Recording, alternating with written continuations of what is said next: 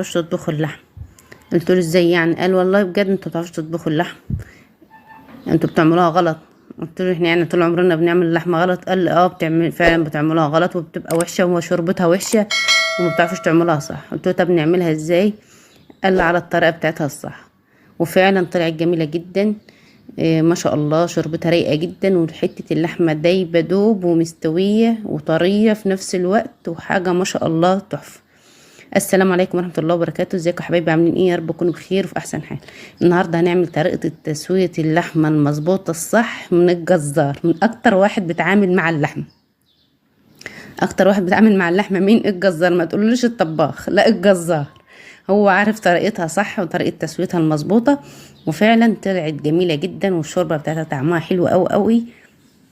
وحته اللحمه طعمها حرفيا كده زي ايه؟ زي الشوكولاته. ما شاء الله. يلا بينا نشوف